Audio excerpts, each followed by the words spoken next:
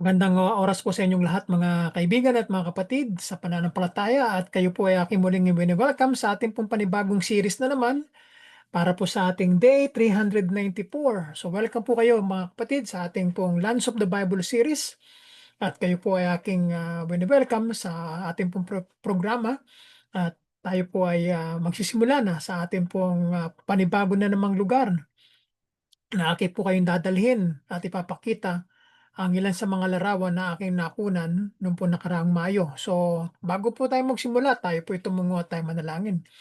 Ama naming banal na makapangyarihan sa lahat, muli kami po ay nagkapasalamat sa pangalan po ng iyong anak na si Jesus, na aming Panginoon, at kami po yung patnubayan sa aming pong gagawing pag-aaral na ito at pakikinig.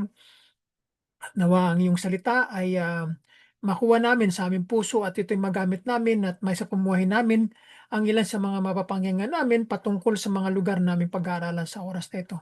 Panginoon, ang papuri at ang karangalan ay sa iyo lamang at sa amin kami po ay tulungan mo na gamitin sa paglalahad at pangangaral ng iyong banal na salita. Panginoon, patnubayan mo po ang iyong lingkod na gagamitin at pagpalain mo ang iyong mga anak na makikinig. Sa pangalan ni Jesus, ito po kami sama-samang dalangin. Amen.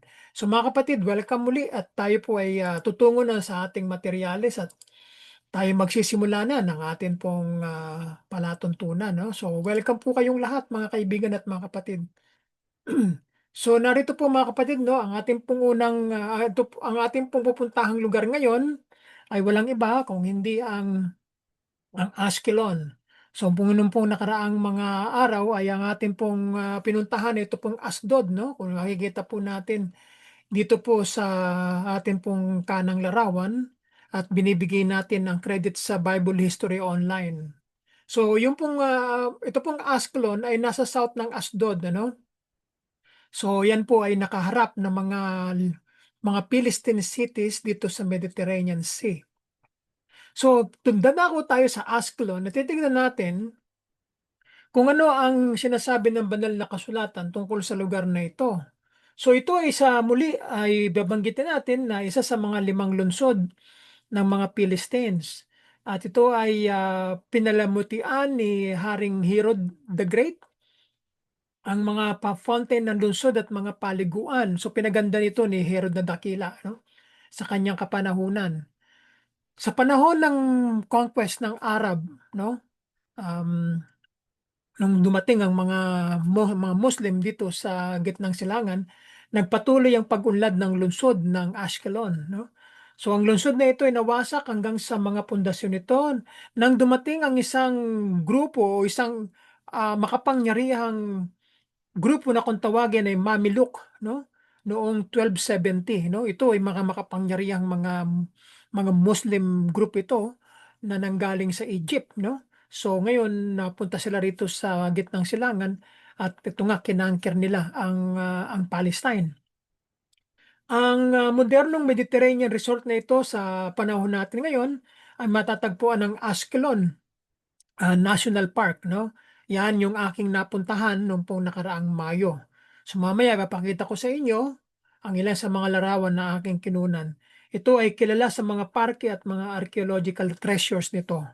So yan mga kapatid, no, itong larawan na makita natin sa bandang kanan, yan ay lumang mga lugar sa Lumang Tipan.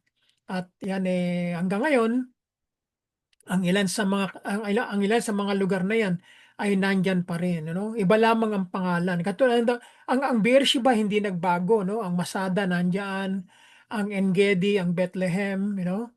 So, yan ang ilan sa mga makikita natin sa panahon natin ngayon. At ganun din ang Asdod, Askelon, ang Gaza, hindi nagbago, you know.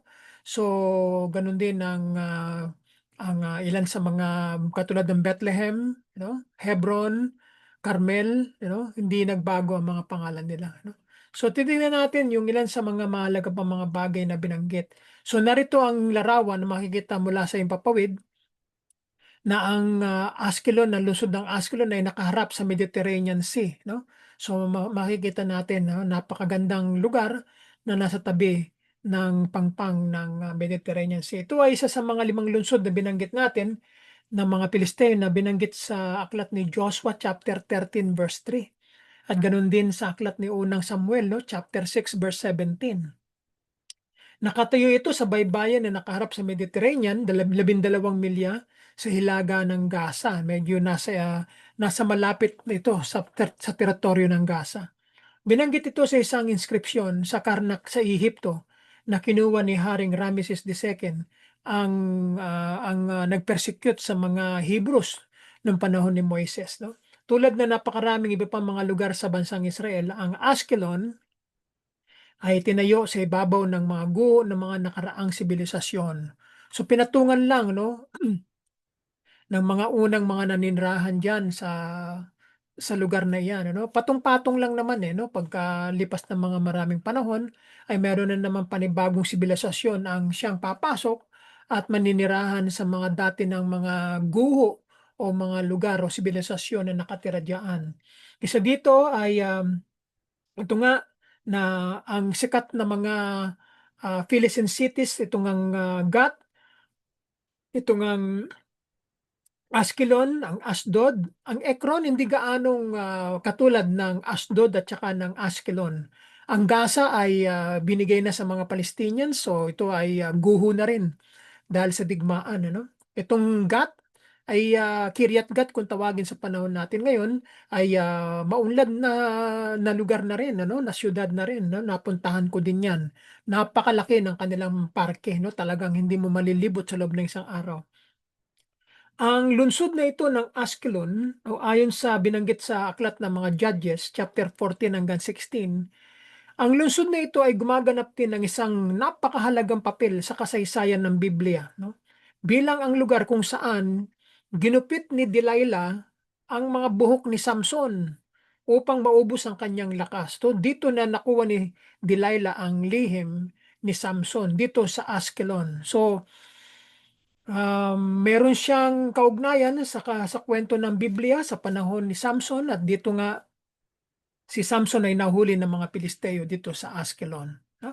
So, ang etymology ng pangalang Askelon ay malamang na Western Semitic, yung pag-aaral sa mga pangalan, sa mga salita, yan ay etymology, Yan ang ibig sabihin ng pangalang Askelon.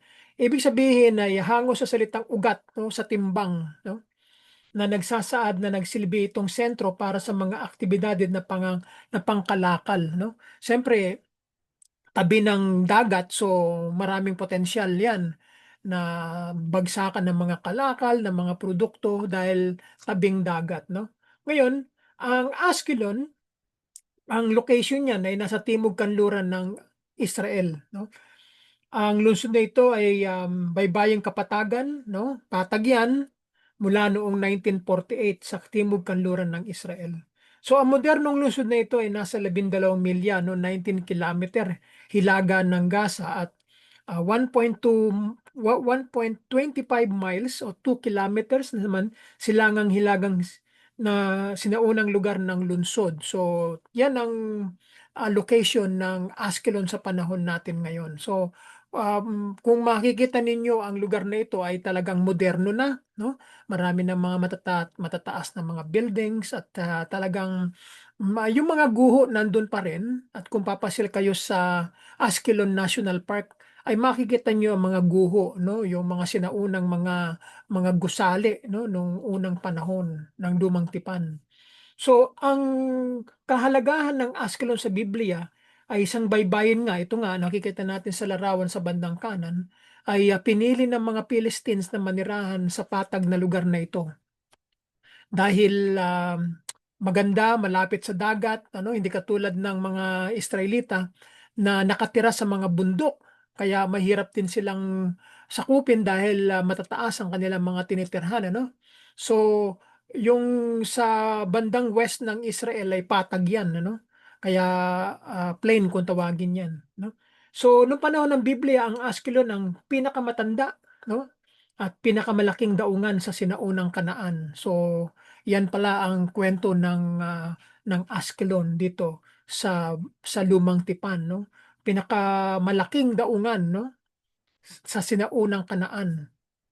Sa paglipas ng kasaysayan, ito ay pinamumunuan ng mga Egyptians, ng mga Canaanites, mga Assyrians, mga Greeks, mga Philistines, no? At marami pang mga iba pang mga conquerors ang nagpunta rito upang kasi pagkat advantage, no?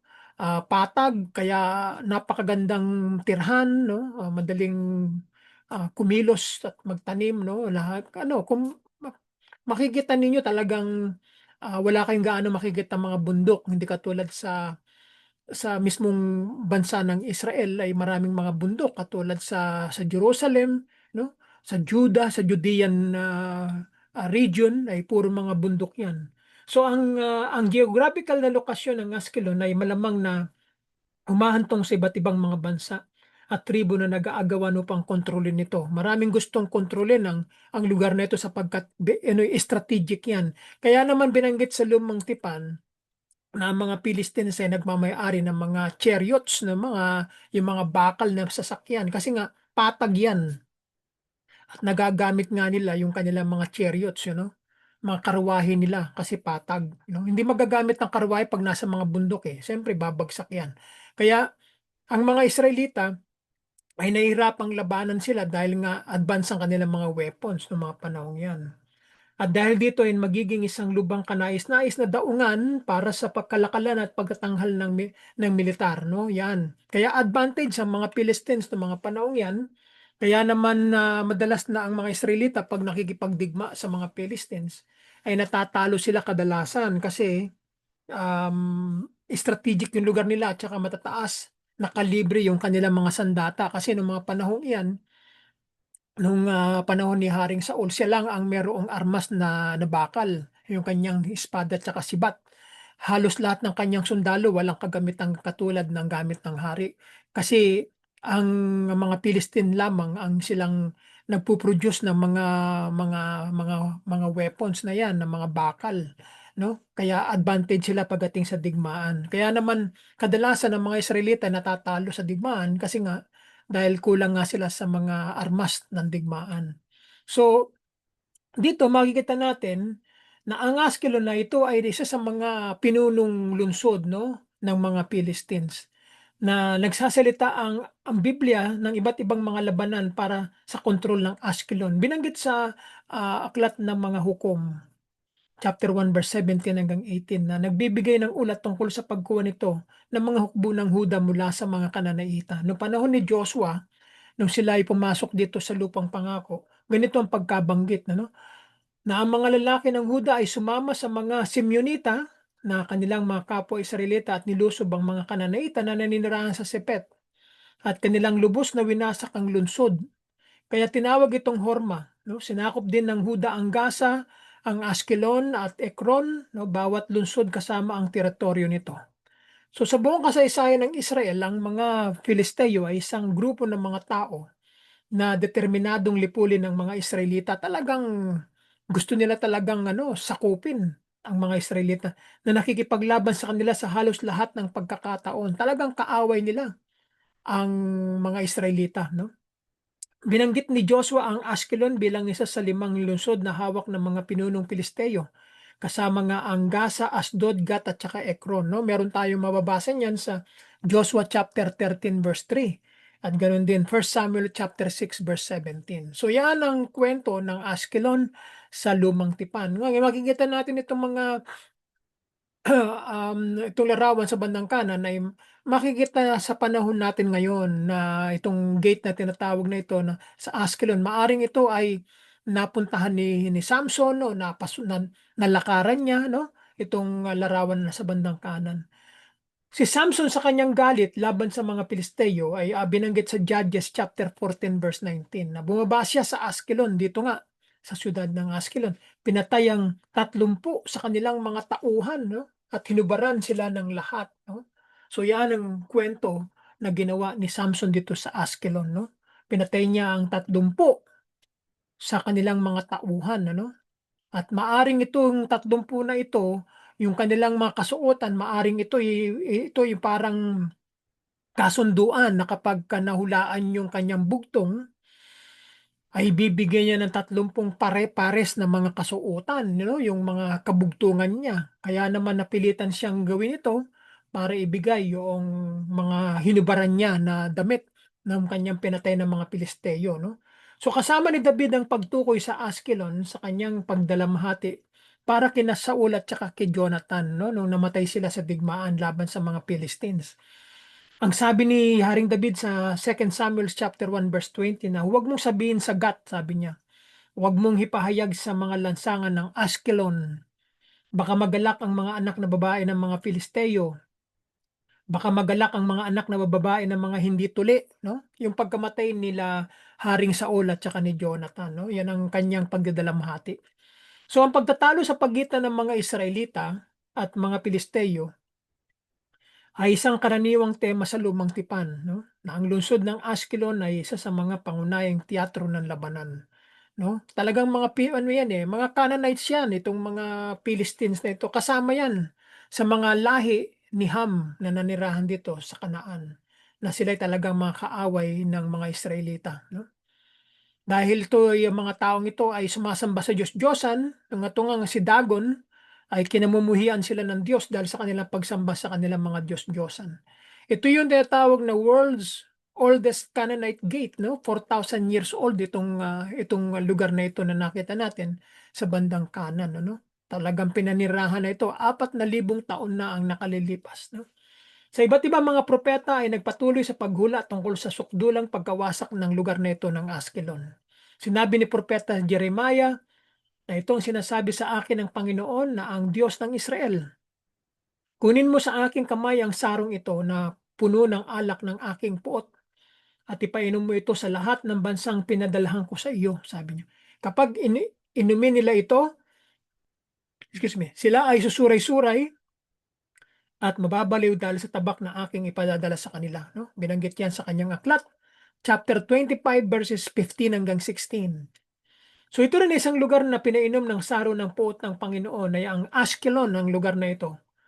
Uh, verse 20. No? Kalaunan, isinulat ni Propeta Jeremiah na ang Ashkelon ay tatahimik. No? Binanggit niya sa kanyang aklat na 47, chapter 47 verse 5 na ang mga tabak ng Panginoon ay inuutusan na salakayin ng Askelon at ang mga baybayin. No? Binanggit niya sa chapter 47 verse 6 hanggang 7. No, yan ang mga prophecy dito sa lugar ng Askelon. Ang propetang si Zacarias naman, si Zechariah, ay nagsalita tungkol sa paghatol ng Diyos sa mga kaaway ng Israel na nagsasabi na makikita ito ng Askelon at matatakot. No? Binanggit niya ito. Malinaw na sinabi ni Propeta Zephaniah naman na isang minor prophet na ang Gaza ay iiwan at ang Askelon ay iiwan sa mga guho. No? Kanyang binanggit sa kanyang chapter 2 verse 4 na kanyang aklat. So yan ang mga pagkabanggit, no, sa Lumang Tipan na ang lugar na ito. So ang kontrol ng mga Filisteo sa Askelon ay malapit nang magwakas, gaya ng iniuhulan ng Diyos sa magitan ng kanyang mga propeta. Hindi lang isang propeta ang humula at nagsalita tungkol sa bayan ng Askelon, kundi maraming mga propeta ang nagsalita dahil sa uh, sinabi ng Diyos sa kanila na sabihin tungkol sa mga syudad ng mga Philistines na ito. So, yan ang pahayag ng mga iba't ibang propeta na nagpapatuloy sa kanilang pangangaral, panghuhula tungkol sa sukdulang pagkawasak ng Askelon.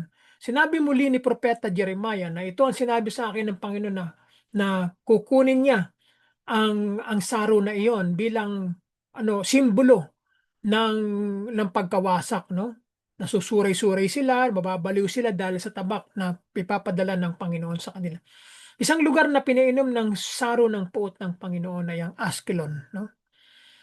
Kalaunan ay ganyan mangyayari ang mga prophecy na yan. Nung dumating ang mga Babylonians, talagang winasak nila. Hindi lamang ang Israel ang winasak, kundi lahat ng mga bansa na nasa paligid nito. No? Winasak din ng mga Babylonians ang lahat ng yan. Kaya wala silang inispared, kundi lahat ay kanilang dadaanan at talagang susupilin lahat, no? Ngayon, pagkatapos na ito ay um, lugar na ito ay mawasak at wala na. Kumbaga sa talagang yung mga naninirahan ay nangamatay na at talagang wala ng pamayanan na umiiral ng mga panahong yan, no? Nung panahon ng ni Haring David, no, ay nalupig ni Haring David ang mga Philistines, no? Talaga namang minsan nakaka-encounter siya ng mga higante, no? At dahil doon ay hindi na siya pinayagan ng kanyang mga tapat na mga tauhan na makipaglaban sapagkat siya ay matanda na, no? Mahina na ang kanyang katawan. Kaya hindi na siya pinapayagang makipaglaban kasi merong isang digmaan siya na kamontik na siyang mamatay, no? Dahil nga sa mahina na ang kanyang katawan, hindi niya na kayang makipaglaban. Kaya simula noon, hindi na siya pinapayagang ng kanyang mga tauhan na makipaglaban sa mga kaaway, no? So ito yung nangyari na ang Askelon ay nasakop ng Assyria noong mga 734 BC, no? Nung wasakin din ng Assyria ang Kingdom of Israel, no, sa norte, no? At sa ilalim ng pamamahala ng Assyria, sa wakas ay pinalayas ang mga Pilisteo, no? Hindi lamang ang Kingdom of Israel ang pinalayas, kung hindi ang mga Philistines din ang pinalayas din sila.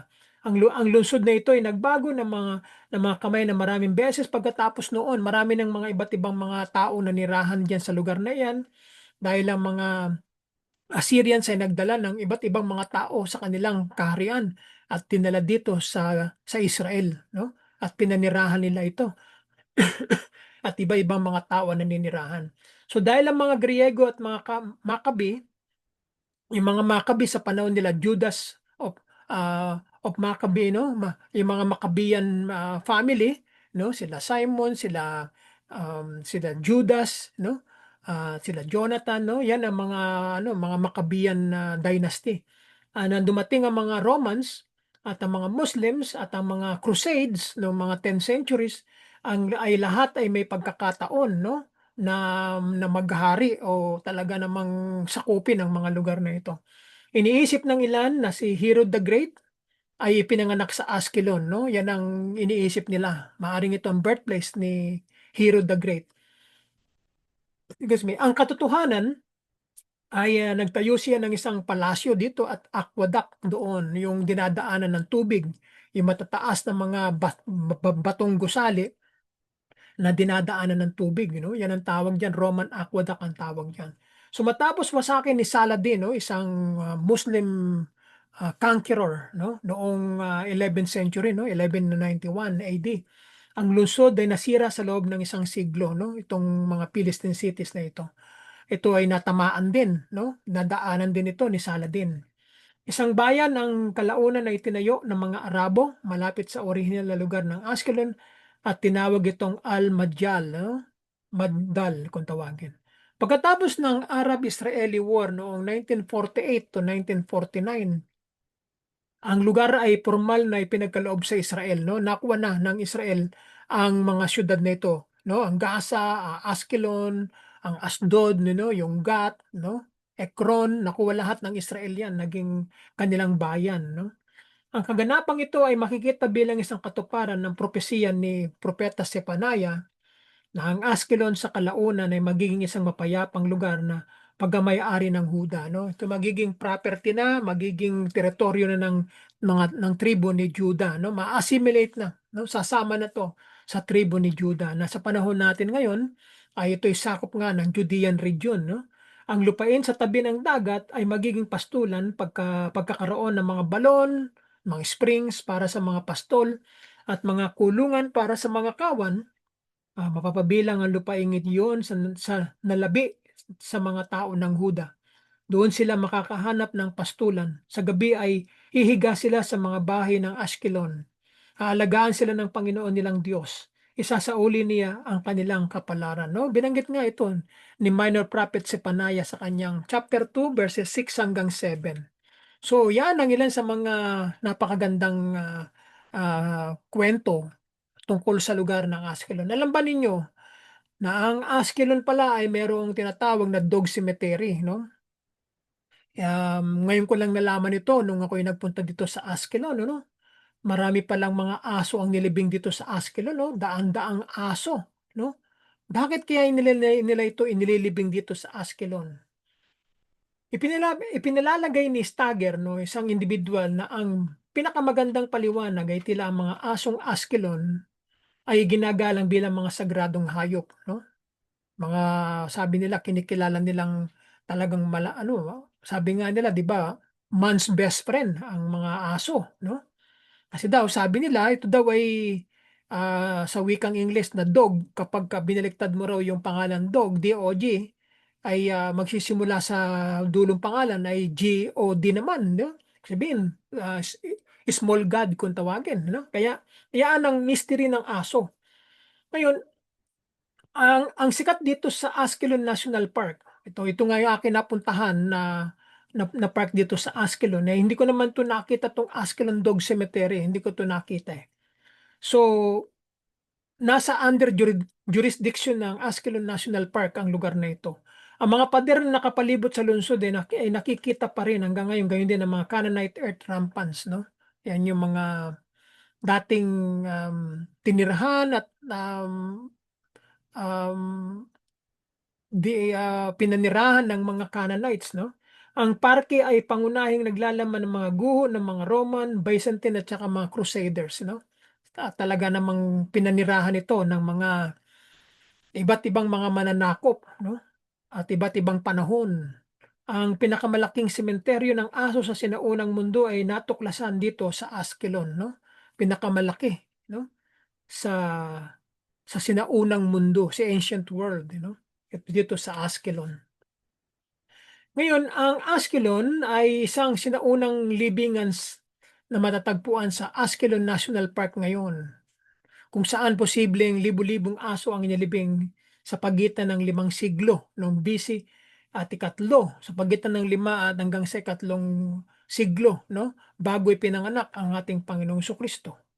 So ang karamihan sa mga asong ito ay mga tuta, no? Lahat ay may pagkakatulad sa modernong Canaan dog, no? Marahil ay kumakatawan sa populasyon ng ninuno kung saan nagmula ang modernong lahi, no? So ito ang pinakamalaking kilalang sementeryo ng mga hayop ng ganitong uri sa sinaunang mundo.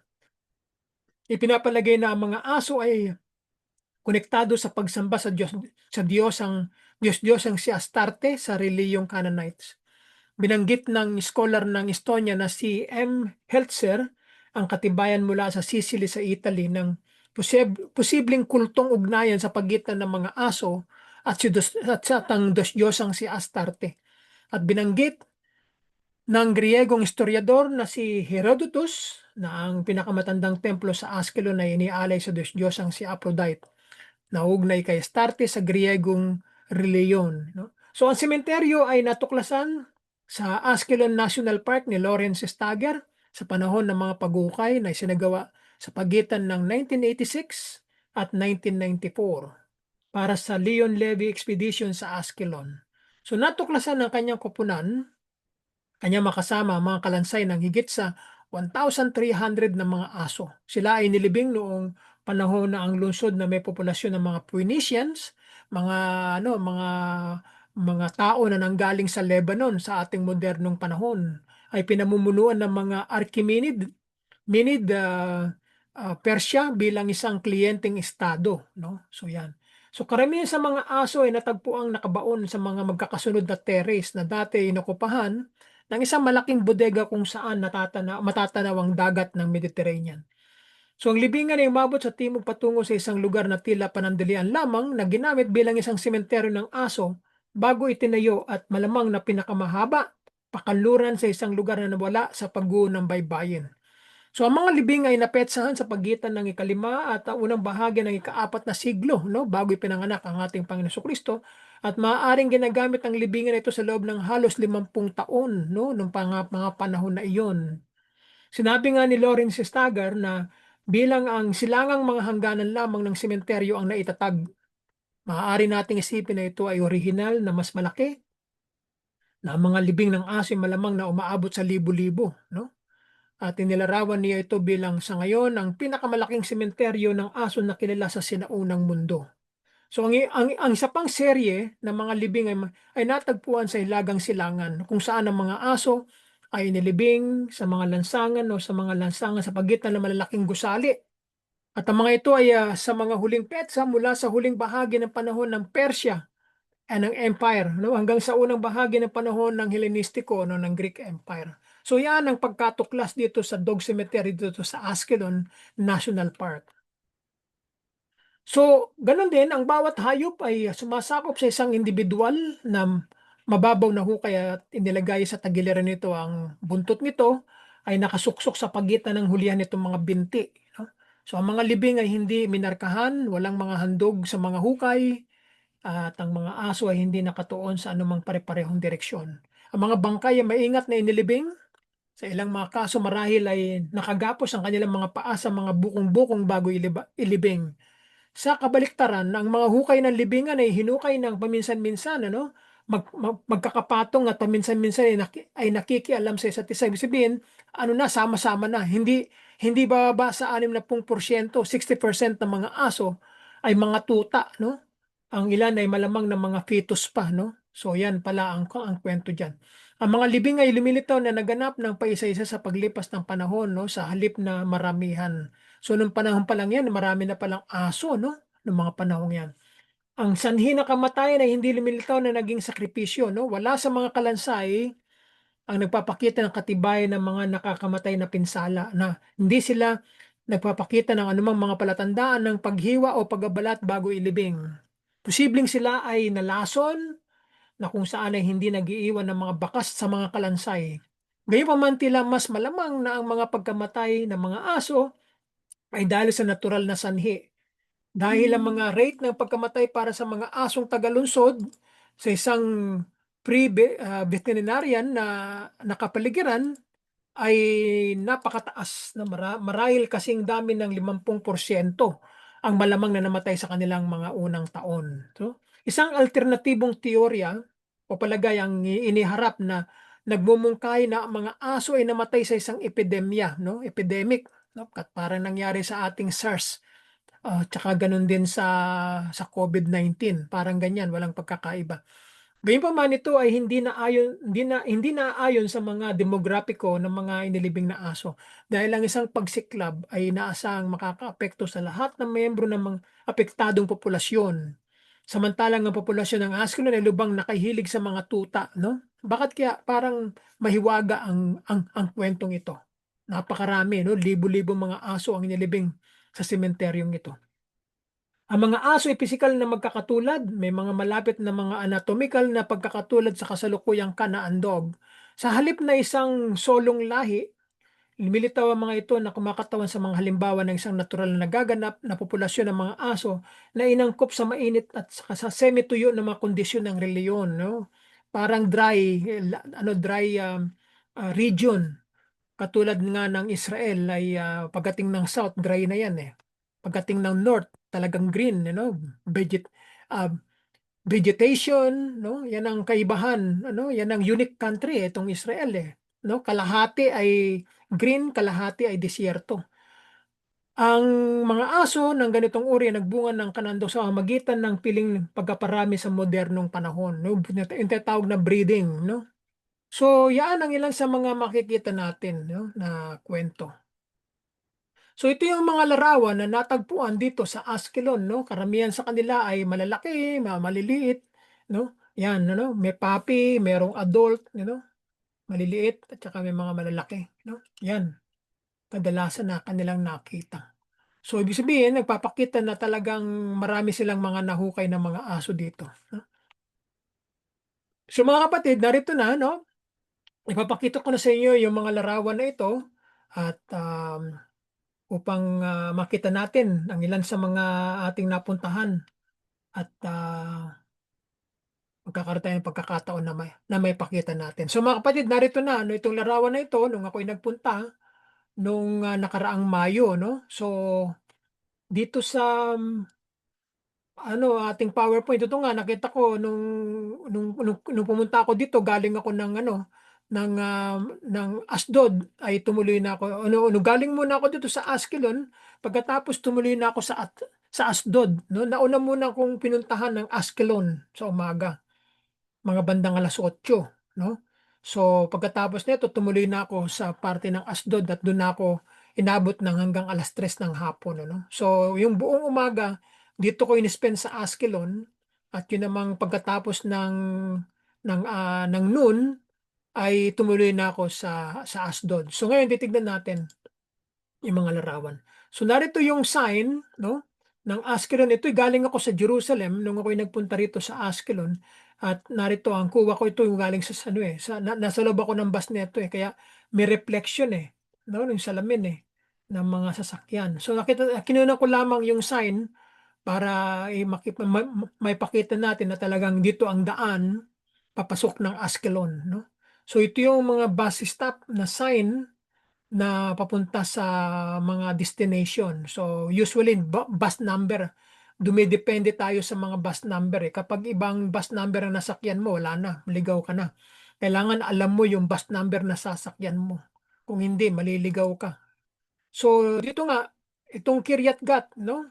252 ang number ng bus na sasakyan. So yan ang papunta sa Kiryat Gat. So ito yung lugar na akin napuntahan, no, Askelon National Park at yan ay napakalaki rin, no. So yan ang makikita diyan, yun nga ang Canaanite Gate, yung rampart, medieval walls, Roman Basilica, mga recreation park in the heart of nature, no.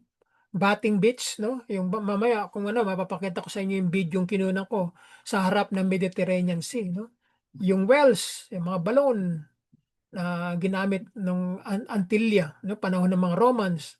Natural sand dune and kurkar, uh, Elianite,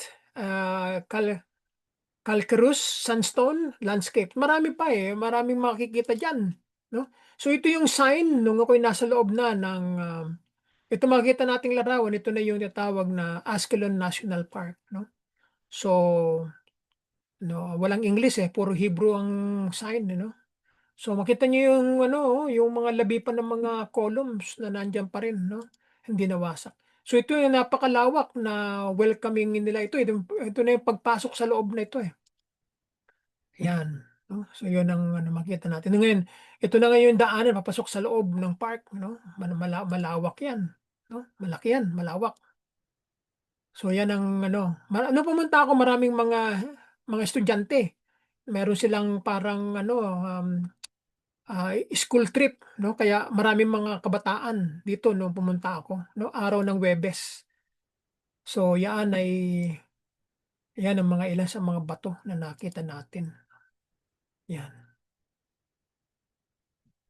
So maaaring yung mga bato na yan ay may kinalalaman sa panahon nila Samson, no? Yan, no? Meron pa rin isang maliit na natipak na pader, no? Na nawasak, na natira na lang, no? Na nakasurvive, Maaring mataas yun kaya lang nawasak na. So maaring sa panahon ni Samson, maaring naglakad din siya sa lugar na ito, no? Tabi ng Mediterranean Sea, no? Yan. Dito ako nagpunta doon, dinaanan ko itong daan na to hanggang doon sa dulo, no? Habang naglalakad ako, kinukunan ko siya. Ayan. Ito na, nakarating na ako sa pinakadulo at ito yung aking nakita, no?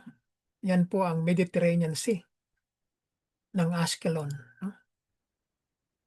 Ang alon niya ay malakas, yung current niya talagang yung yung yung sound ng waves niya ay talaga namang matatakot ka dahil matataas ang alon, no? Yung hampas ng alon ay malakas.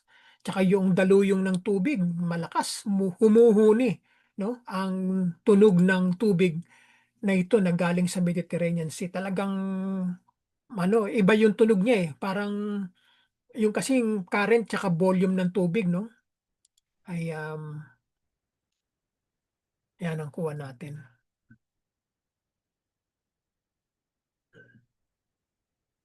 Alaala natin yan, paglipas ng panahon. Nakaharap tayo sa Mediterranean Sea. So ito yung kinukang video. Magandang umaga po sa inyong lahat, mga kaibigan at mga kapatid. Ako po ay narito po ngayon sa Askelon. Dito po sa one of the 5 cities of the Philistine during the time of King David and the coronation of this one of the 5 cities of the Philistines. So, narito po ako mga kapatid, no? Nasa harapan po ako ng Mediterranean Sea at napakalakas ng current po ng kung tignan niyo po yung mga Humihinto siya. Ano ng alo, no? Kita nyo, oh. Ay, kung kayo ay nasa pangpang po niya, no, mga kapatid, ay nako, kayo po ay babayuhin ng malakas na current ng waves, no? So narito po ako nakaharap sa Mediterranean Sea. Dito po sa Ascalon. So papakita ko po sa inyo yung paligid, ano? Ito po yung paligid ng Ascalon. So kararating ko lang po kanina, mga around 15 minutes ago. At napakalaki po pala ng lugar na ito. Hindi po talaga ito basta-basta malilibot ng ilang oras lamang. Kaya kailangan talaga pupunta kayo rito ng maaga para mapuntahan ninyo yung mga dapat ninyong makita. So awa naman ng Diyos, ako'y nakarating dito alas 11 ng umaga. No? So naghintay ako ng bus almost 1 hour. No? Kasi madalang lang ang mga bus na nagpupunta dito. Kasi po national park ito eh. No? So ito mga kaibigan ng mga kapatid, oh, ang lakas ng current niya. Oh. So kung naririnig ninyo, yan ang ano, kung iisipin ninyo yung mga kwento sa Bible, dito sa Ascalon, ay maraming mga naganap dito, no? Si Samson, maaaring nagpunta rin dito, no? So yan, mga kaibigan at mga kapatid, ano? At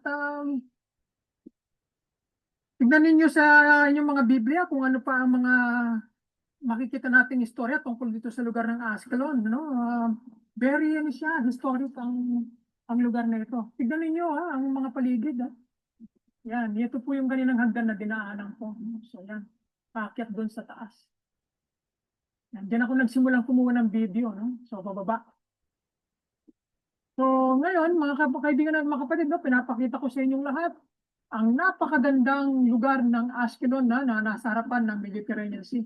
Ramdam ko yung hangin na napaka-presko sa katawan. Pagka ito ay tumatama sa iyong katawan, ay napakaganda ng pakiramdam.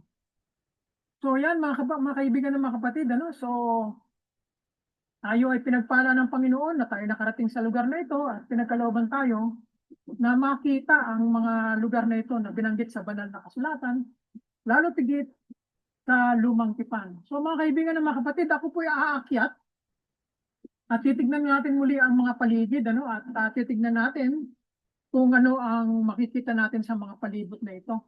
So, bibigyan ko lang ng konting paikot para makuna natin ang palibot. Ano? So yan mga kaibigan at mga kapatid. Yan. So welcome po kayong lahat dito mga kaibigan at mga kapatid. Nandito po tayo sa Ascalon. Nasa harapan po tayo ng Mediterranean Sea. So welcome po kayo sa pangalan ng ating Panginoong Jesucristo. So yan mga kaibigan at mga kapatid, ano, sa mga nakikita natin, ang napakagandang mga tanawin na ito na pinagkaloob sa atin na makita. No? So, hindi ko muna bibigyan ng kasaysayan ng kwento na kasaysayan pagkat mahaba yan, ano? Maraming uupuan natin yan kapag tayo nakabalik na sa Toronto. So, papakita ko lamang sa inyo ang mga ilan sa mga highlights dito upang hindi natin ma-miss yung mga makikita natin. Sayang naman, kung hindi natin mabibigyan ng pagkakataon na makunan ng video, no? Para masulit yung ating pagpunta dito. So yan, mga kaibigan at mga kapatid, ano? Isang huling hapahapyaw sa napakagandang Mediterranean Sea, mga kaibigan at mga kapatid. So, noong unang panahon, dito nanirahan ang mga Philistines, no? Ito yung, ayon sa kasaysayan, mga lahi ito nagmula sa mga Egyptians o mga Greeks. So, nagpunta sila rito sa lupang pangako at inukupan nila ang ibang syudad ng malapit dito sa coastal area, kapatagan na katabi ng Mediterranean Sea.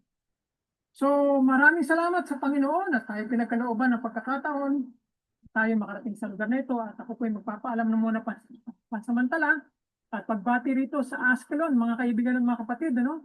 Ngayon po ay araw ng Webes dito po sa Israel. Maraming salamat sa inyong lahat.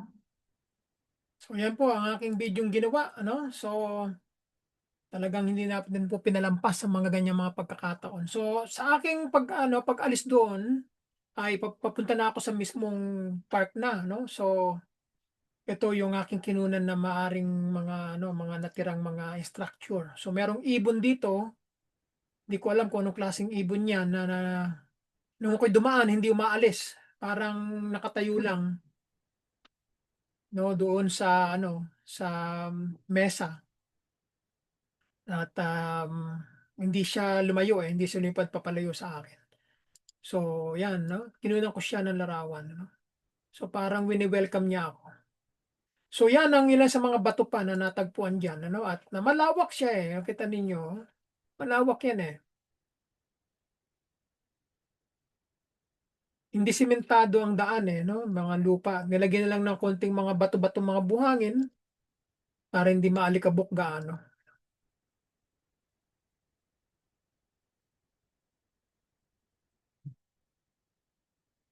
So 'yun ang mga columns niya 'no, meron pa ring mga columns na ano, na hindi nasira. 'Yan, oh, parang isang gusali siya, na ano, na maaaring pinanirahan ng unang panahon 'yan, eh. 'Yan, oh,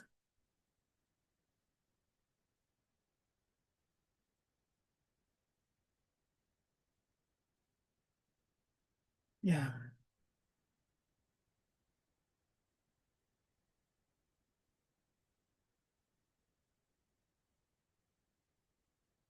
Eh, 'yan. So magandang tanghali po muli mga kaibigan at mga kapatid. Ako po'y bumabalik.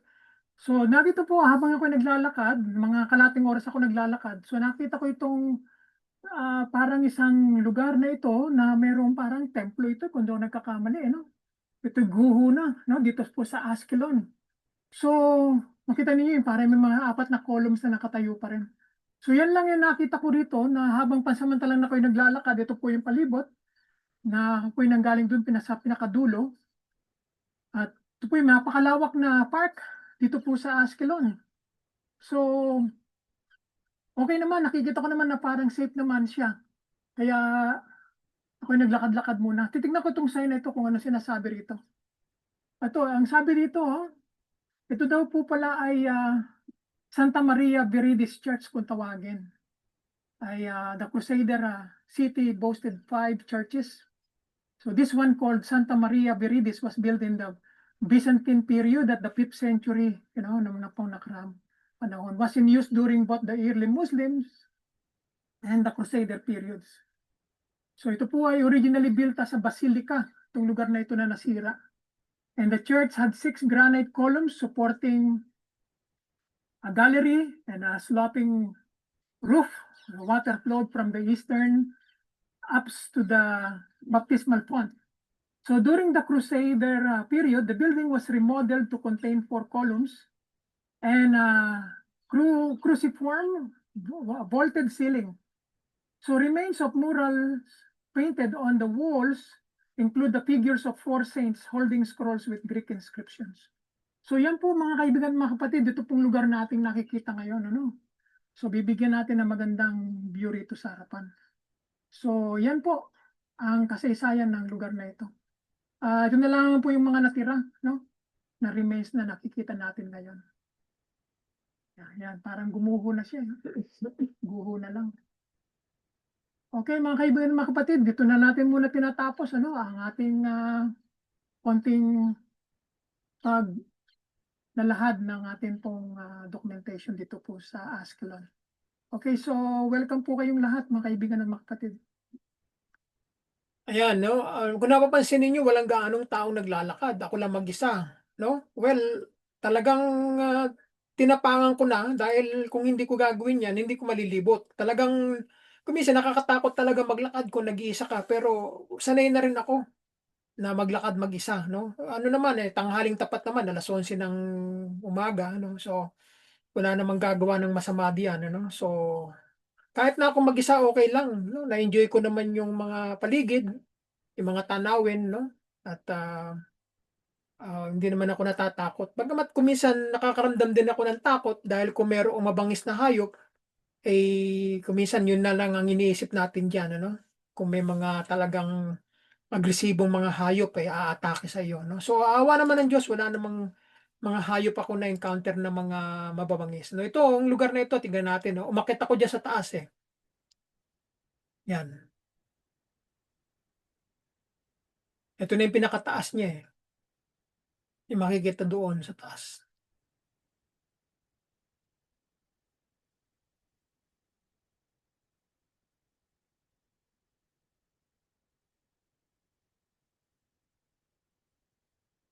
Ito na lang mga bato ang mga naiwan eh. Wala nang iba pa mga lugar na ano eh. No? So yan ang remains of a tower pala ito. No? Tower na nasira na. No? So maaaring nung panahon na yan ay talagang ano yan, sentro. No? Pag sinabing tower eh, siya ang tumitingin sa dagat kung may dumarating. You know? Yan. Gawa sa mga bato eh. No? Kaya yan yung mga ano, mga nasirang mga bato ng mga columns. Mabibigat yan. Nung hinawakan ko yan, talagang puro yan. Mga marmol ang ilan sa kanila, at saka mga special stone. Marami akong mga nakuwang mga bato, no, na mga napulot ko dito sa Askelon at narito sa akin ngayon yan, ano, at yan eh nilagay ko doon sa box na dadaling ko sa Pilipinas, kung loloobin ng Panginoon para kung ako ay makakabisita sa mga churches ay may papakita ko yung mga batong ito na galing doon sa mga pinupuntahan ko, no. Hindi ko may papakita sa inyo yung mga bato na yan kasi nandun na sa loob ng box, nilagay ko na. Kaya hindi ko na may papakita sa inyo. Magandang may pakita ito ng personal para mahawakan, makita, no? Kung anong mga klase mga bato meron yan.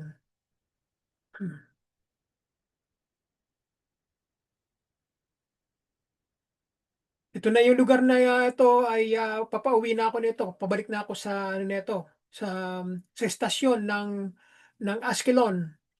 Pagkatapos nun, plano ko sanang bumalik sa Jerusalem pero nung makita ko yung bus papunta ng Asdod, ay sinakyan ko na. Nagbaka sakali na ako. Ayun, di napunta na ako ng Asdod, no? Hindi ko pinaplanong puntahan eh. Pero napuntahan ko nang hindi ko inaasahan. Wala sa plano eh, kaya pinuntahan ko na. Gusto ko rin talagang puntahan din eh. Kung hindi ko nakita yung bus na yon, maaring hindi ako nakarating sa ano sa Asdod. Kaya naman niloob ng Diyos na ako'y makarating. So wala pa yung bus. Dito tumitigil ang bus, ano, papunta ng terminal ng Askelon. No? Yan, no? Central Station. 6 Alep kung tawagin niya. Askelon National Park. No? So ito yung katabi ng ano, bus stop. Habang naghihintay ako ng bus, nakita ko ito, so kinunan ko ng mga larawan. Ano? So yan ang mga guho ng mga bato.